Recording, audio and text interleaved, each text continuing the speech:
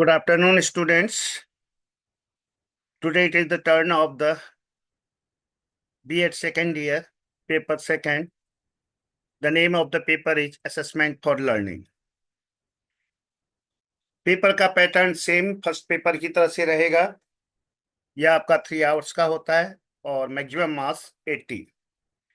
इसमें भी आपके 2 पार्ट होंगे। पहला शॉर्ट आंसर क्वेश्चन, इसमें 4 क्वेश्चंस होंगे जो कंपलसरी होंगे, आपको करने ही करने हैं। उसके बाद लॉन्ग आंसर क्वेश्चन में प्रत्येक 4 यूनिट से 2-2 क्वेश्चन होंगे, उनमें से एक एक आपको करना होगा। दैट मीन हर यूनिट में एक एक क्वेश्चन की आपके पास चॉइस होगी। यहाँ पर हमने कुछ प्रश्न बनाए हैं, आप इनको भी देख लीजिएगा। पढ़ने का अच्छा तरीका वही है कि आप एक बार इनको रीड कीजिए, इसका आंसर बनाइए और आंसर अपनी कॉपी में लिख करके देखिए कि क्या क्या आपने किया है। तो इसके बारे में तो बाद में फिर भी डिस्कस कर सकते हैं। पहले देखिए क्वेश्चन क्या क्या है। फर्स्ट क्वेश्चन है आपका, शॉर्ट नोट लिखना है इनमें, कंटिन्यूअस एंड कॉम्प्रिहेंसिव इवैल्यूएशन, सतत और व्यापक मूल्यांकन। Second, difference between norm reference and criterion reference test, मानक संदर्भित एवं कसौटी संदर्भित टेस्ट के बीच में अंतर। थर्ड है आपका, differentiate between measurement and evaluation, बहुत इंपॉर्टेंट है, मापन एवं मूल्यांकन में क्या अंतर है। और इसका पूरा डिटेल हमने अपने यूट्यूब में बनाया हुआ है, आप वहां देख सकते हैं। Fourth question, explain the concept of semester system and choice based credit system CBCS, explain with example. Semester प्रणाली एवं चॉइस बेस्ड क्रेडिट सिस्टम की अवधारणा का व्याख्या करें उदाहरण के साथ। Fifth question, what are merits of a teacher made test, एक शिक्षक निर्मित परीक्षण शिक्षक निर्मित परीक्षण के क्या गुण होते हैं, इनको बताइए। 6, what do you understand by data, right it's type with example, data या प्रदत्त से आप क्या समझते हैं, इनके कितने प्रकार होते हैं, उदाहरण सहित बताइए। एंड शॉर्ट में एक क्वेश्चन और दिया हुआ है, what is the role of feedback in evaluation, मूल्यांकन में पृष्ठ पोषण की भूमिका बताइए। तो ये यहाँ पर 7 क्वेश्चन है, लेकिन एग्जाम में आपके केवल 4 ही क्वेश्चन आएंगे and it will compulsory to attempt all 4 questions. Now long answer questions.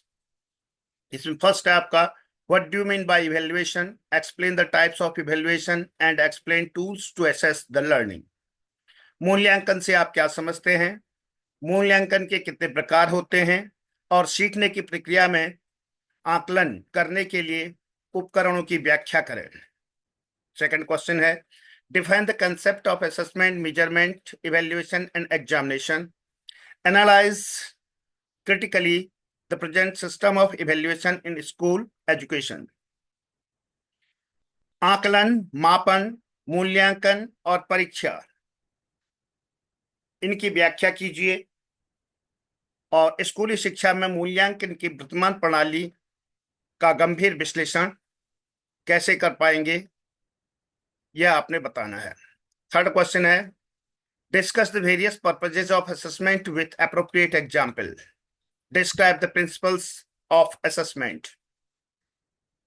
उपयुक्त उदाहरणों के साथ मूल्यांकन के विभिन्न उद्देश्यों पर चर्चा करें, मूल्यांकन के सिद्धांतों का वर्णन करें। यहाँ पर असेसमेंट मीन वैसे आकलन है, हमने मूल्यांकन लिखा हुआ है, आकलन is the best word for this one. कि जैसे आपको पता है, there is the formative assessment, summative assessment. Fourth question, describe in detail revise Bloom's taxonomy 2000 for instructional objectives. आपने ब्लूम्स टैक्सोनॉमी पढ़ी होगी, जिसके 3 डोमेन हैं, कॉग्निटिव, अफेक्टिव एंड कॉग्निटिव। लेकिन उसके बाद ब्लूम्स की टैक्सोनॉमी को रिवाइज किया गया था 2000 में, जहां पर जो है नाउन वर्ड्स को वर्ब के वर्ड में चेंज कर दिया गया। तो जैसे नॉलेज का नोइंग हो गया, नॉलेज, कंप्रिहेंशन का understanding, that mean the noun words those were change into verb, मतलब संज्ञा को क्रिया के शब्दों में कन्वर्ट कर दिया गया था। तो ये revise Bloom taxonomy short note के लिए इंपॉर्टेंट है। Describe the characteristics of a good assessment tool. एक अच्छे असेसमेंट टूल की क्या विशेषताएं होती हैं, ये भी हमने आपके यूट्यूब में दिया हुआ है, जैसे ऑब्जेक्टिविटी, ठीक है, वैलिडिटी, रिलायबिलिटी, ये सब जो है इसमें दिए हुए हैं। क्वेश्चन नंबर 6 है, what are various tools of evaluation describing rating skill checklist and cumulative record in detail. ये क्वेश्चन आपका जो है ऊपर भी है और यहाँ पर भी दिया हुआ है। यहाँ पर मेनली कि मूल्यांकन के उपकरण क्या हैं, रेटिंग स्केल, चेकलिस्ट और क्यूमुलेटिव रिकॉर्ड को विस्तार पूर्वक व्याख्या कीजिए। 7th है, construct an achievement test of your subject with its blueprint and item analysis. अपने विषय के एक उपलब्धि परीक्षण का निर्माण कीजिए, साथ में रूपरेखा तथा पद विश्लेषण भी बताइए। 8th question, define grading, explain the different types of applications of grading. Grading को परिभाषित करें और ग्रेडिंग के विभिन्न प्रकारों और अनुप्रयोगों की व्याख्या करें। 9th question, what is standardised test, describe its characteristics in detail. एक प्रमाणीकृत परीक्षा क्या है, इसकी विशेषताओं का विस्तार से वर्णन कीजिए। 10th question, describe the measures of calculating central tendency with examples.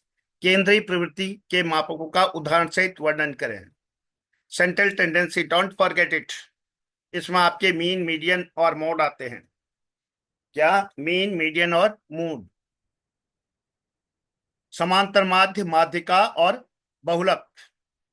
और ये इसमें क्वेश्चन में न्यूमेरिकल भी आ सकते हैं, इसलिए आप वहां भी अच्छी तरह देख लीजिए कि मीन कैसे निकाल सकते हैं, मीडियन कैसे निकाल सकते हैं, मोड कैसे निकाल सकते हैं। इसी में एक क्वेश्चन आता है कि what do mean by deviation, describe in detail the uses of the mean deviation and standard deviation. ये क्वेश्चन भी इसके साथ हो सकता है। 11th क्वेश्चन है, what do mean by percentile, calculate P30 and P70 for from the following frequency distribution. ये हमने एक जो है यहाँ पर मॉक टेस्ट के लिए दिया हुआ है। आपका कुछ भी हो सकता है यहाँ पर कि परसेंटाइल या परसेंटाइल नॉर्म्स, प्रतिशतांक किसे कहते हैं, और इसमें P30 और P70 की गणना करनी है। क्लास इंटरवल और फ्रीक्वेंसी यहाँ पर दी हुई है। क्वेश्चन किसी भी तरीके से हो सकता है एनपी आपका परसेंटाइल पर। And the last question is, what is NPC, normal probability curve. Normal probability curve क्या है, give its characteristics and uses in detail. इसकी विशेषताएं और उपयोग बताइए। What are merits of NPC, NPC के क्या क्या गुण हैं, इनकी व्याख्या कीजिए। NPC is one of the most important because almost 99% data occurs between -2 to +2। इसको भी एक बार अच्छी तरह देख लीजिएगा। I think that these are the question. ये जो हमने दिए हैं ये तो क्वेश्चन वैसे दिए हैं आपके as for the mock test, देख लीजिए या जो भी है, लेकिन पैटर्न ध्यान रखना। फर्स्ट इज क्वेश्चन जिसमें आपके 4 शॉर्ट आंसर क्वेश्चन होंगे, 4 मार्क्स ईच। उसके बाद जो सेकंड पार्ट होगा क्वेश्चन 2, 3, 4, 5, इनमें जो है प्रत्येक हर एक यूनिट से 2-2 क्वेश्चन होंगे, उनमें से एक एक क्वेश्चन आपको अटेम्प्ट करना है। That mean the choice is of 1 question from each unit. I think that it's enough for this day. Once again it's my advice कि आप पहले इन प्रश्नों को पढ़ें, इसके बाद इन आंसर सर्च करें। आंसर सर्च करने के बाद उस आंसर को लिखें। शॉर्ट आंसर लगभग आपका जो है 3 या 4 पेजेज में जाना चाहिए और लॉन्ग आंसर आपका 6 to 8 पेजेज में जाना चाहिए। और ये भी ध्यान रखना कि एग्जामिनेशन में आपको दूसरी कॉपी नहीं मिलेगी। 40 पेजेस की जो आपकी वो है, उसमें फर्स्ट पेज तो समझ लो वैसे ही चला गया अपनी डिटेल में, तो आपको लिखने के लिए 36, 37 पेजेस, 38 पेजेस करीबन आपको उसमें मिलेंगे, और उसी में आपको अपना कंटेंट लिखना है। लिखने के तरीके के लिए कि ऐसे की तरह से कभी नहीं लिखें, छोटे छोटे पॉइंट बनाएं हेडिंग के साथ और उनको फिर डिस्क्राइब करें। ये इवेल्युएटर जो चेक करने वाला तो उसके लिए भी आसान होता है, कहीं पर ट्री बना दिया आपने, कहीं पर आपने जो है फ्लो चार्ट बना दिया, और कहीं एल्गोरिथम बना दिया। इस तरह से एक अच्छी तरह से क्वेश्चन पेपर अटेम्प्ट करेंगे, then you can get very good marks. I think that it's enough for this day. Thank you and have a nice day. Thank you very much.